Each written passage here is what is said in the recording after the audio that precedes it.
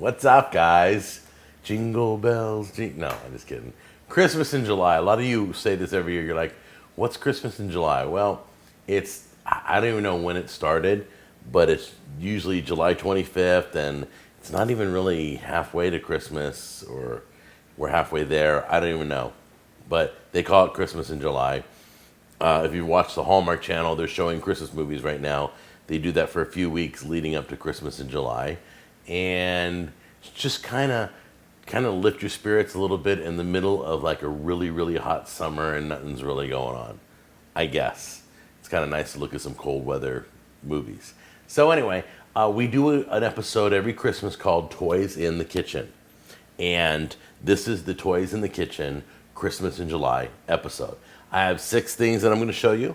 Really simple. Banggood.com contacted me, and they basically said, hey, why don't you pick out some new items for your show? So I have all my fruits and vegetables and honey and all that stuff to use to demonstrate these products. So let's just get started. Okay, so the first product is a pineapple slicer. It's Easy Slicer as seen on TV. Sorry, I crushed the box. I accidentally dropped. Don't even ask how it happened. It just got crushed. Did I happen to mention how much I love these Z-Lite knives that I've been using all year? I'll review the knives and tell you how they held up and how often I had to sharpen them, but I'm pretty stoked about it. All right, guys. So when it comes to pineapple, I bought 2 of them. That's how much faith I have that this one will work correctly. So I bought 2 just in case. We're going to cut the top off. Beautiful. Not a straight cut. Kind of crooked, but whatever. You can save that for a centerpiece if you want. If you're doing like a dish, put this on the platter and then put all your pineapple chunks around it, whatever you want to do. All right, I want to make sure that the circle is right around the core where it needs to be. Give it a good press. Then I'm going to start rotating. You ready? Here we go. Now, do you rotate the top or do you rotate the fruit? I don't know. I'm going to do both at the same time. So it's rotating. And there's juice spraying everywhere. I guess I'm just going to rotate the fruit. It's easier than rotating the... It's working so easy. Well, maybe not. I'll go a little bit further. I'm guessing when I get a little resistance, it'll be the rind.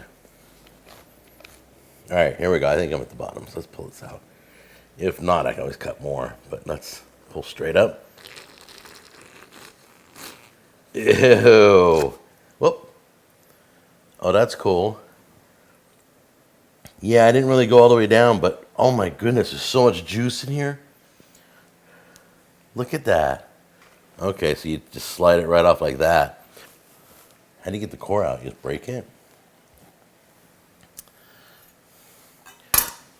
I know what I'm going to do. I'm going to use my kitchen shears. See if I can cut the core out.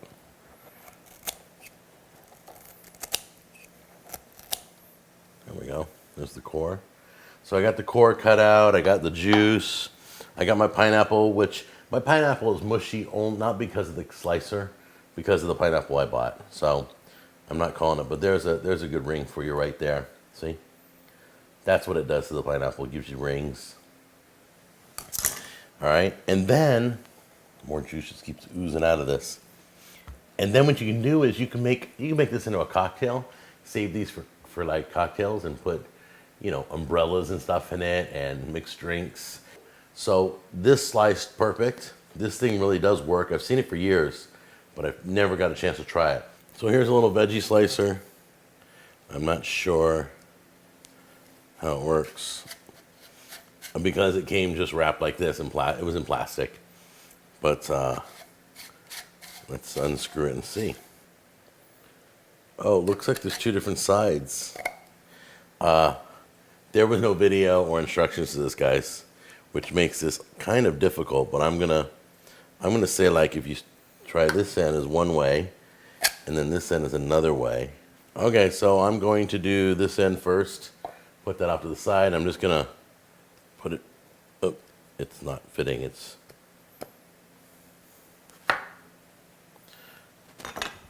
Let's start at this end, see if it works.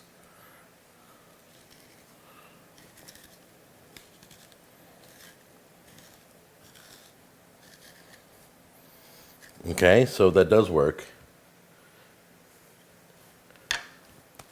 And then what I do with this is I drop this and I blanch it. It doesn't take long at all to cook. You blanch this. This is like noodles, vegetable noodles. I love the flavor of it. I've done this before. It's still too big. I'm just going to cram it, see what happens.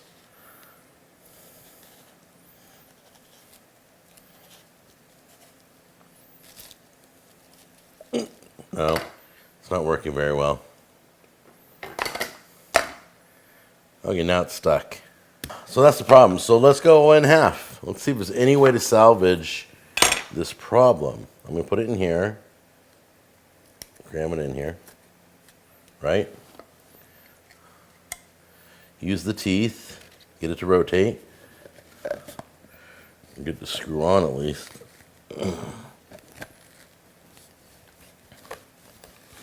Nope. It just chews up the bottom. All right. So the problem with this device is it's not very kind to size. So I don't recommend this particular device. By the way, a lot of you guys, you're wondering what do I do with leftover food. I use it. I'll put it in something. This zucchini, all the scraps, everything is going to go into, it can go into a soup, it can go into a salad, or it can go into an omelet. All right, so here's my olive oil bottle. Here's what I use in the kitchen, and it's oily and greasy, and these things, I got a bunch of these plastic bottles at the dollar store. Very, very cool design, inexpensive, and make sure you have one that always caps, like this, okay? But like I say, it breaks, and I'm constantly replacing these because I use oil in the kitchen almost all the time. So, we have this by forgive me if I'm destroying the name, but it's Leluba stainless steel oil pot. They have a smaller one if this is if this is too big for you. Lid's a little shaky. Just caps off. It's all you need is to be covered. I kind of like this plastic spout. So, yeah, it's pretty basic. Stainless steel, pretty cool. So I'm going to try this for a while on the show. It's got a good quality spout. So let's fill it up. This way, I don't have to keep filling this little one up. I have a big one now. See if it takes, I have about over half a bottle here. Yep, oh great. Last drip goes on the side. Nice job, Jack. There it is. It's up to here. It's not even full. Wow, that holds a lot of oil. All right, so let's say this is a frying pan.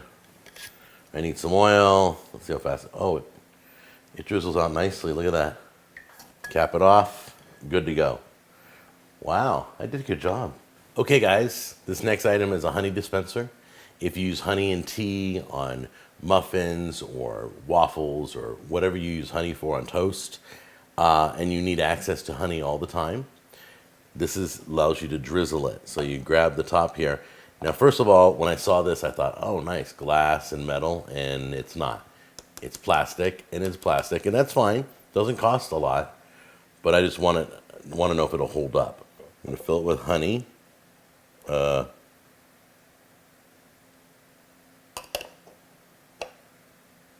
what I don't get. Oh, I see. There's a little plug here. I was just about to say, as I put honey in, isn't it going to drip out? Because the stopper's not stopping it. But there's a little plug here. See that? So you plug that up as you fill it. Then when you lift it off, you take the plug off. You do drip, drip, put the plug back on, and then put it in here. Okay. That's fine. I think I would have designed it differently, but I'll get into that another time. So I got the plug in. This is the only way to fill it with the plug, so I get it. Now I can't really, can I pour into it? Yeah, I should be able to pour into it.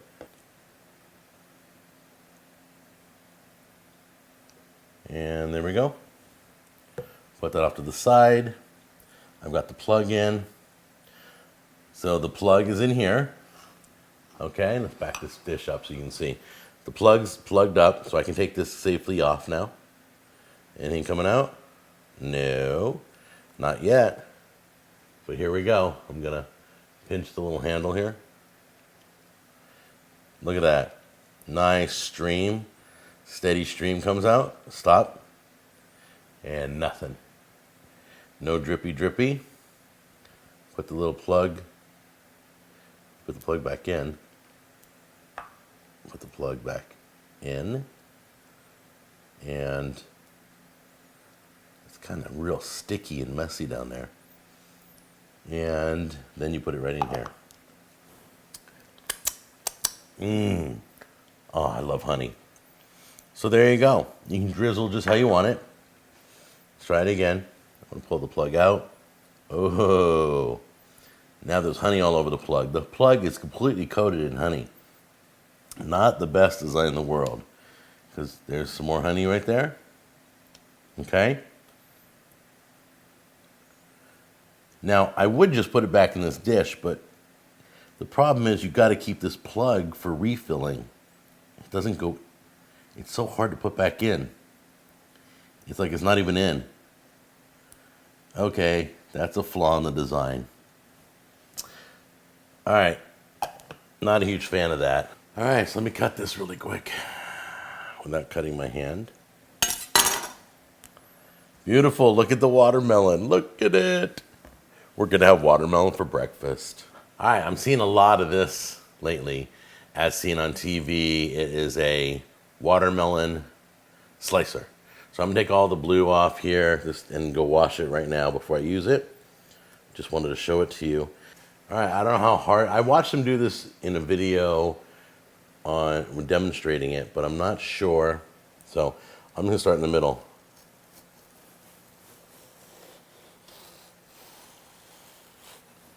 All right, it looked really easy when I saw it. So I'm gonna slice in the middle.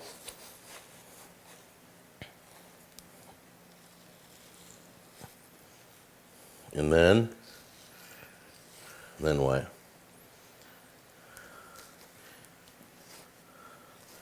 Oh, they made it look easier than that. So I sliced in the middle, like that, and then come up, right? And then you pull the slice out with the grippers, supposedly. So let's try and pull the slice out. Okay, well, that didn't work first. I mean, it kind of worked. So there's a little wire here that cuts through. So you just go down, all the way down, and all the way across. Whoop. The thing's getting wider, and all the way up. This is the worst thing ever. This doesn't want to go through. Great. And then just grab it with your hands. Okay, and it's not cutting all the way down, as you can see. It's not like cleanly going across. All right, everybody, I've destroyed this watermelon beyond repair. So this is not a product that I will recommend. You can't go wrong with a burger press. This is gonna be great, I know it.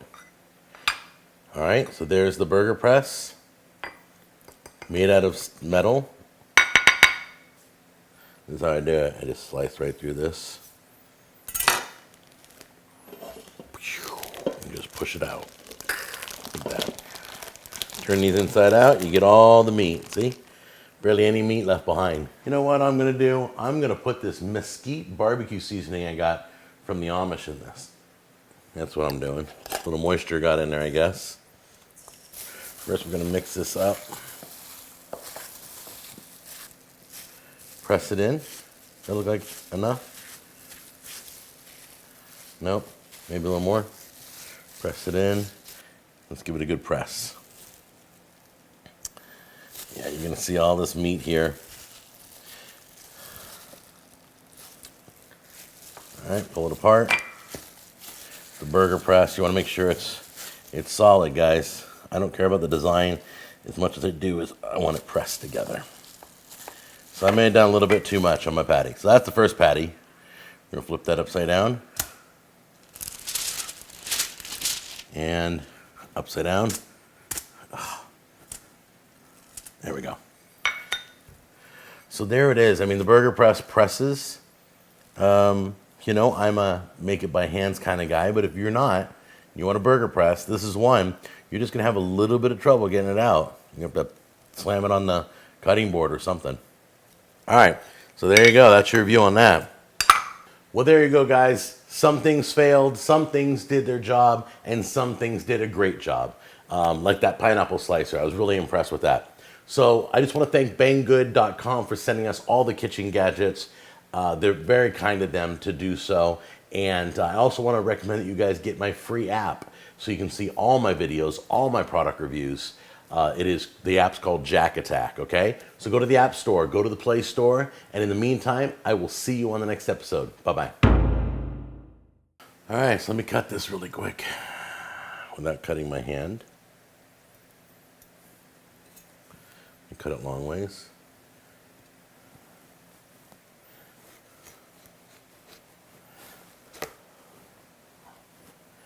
Okay, that was stupid.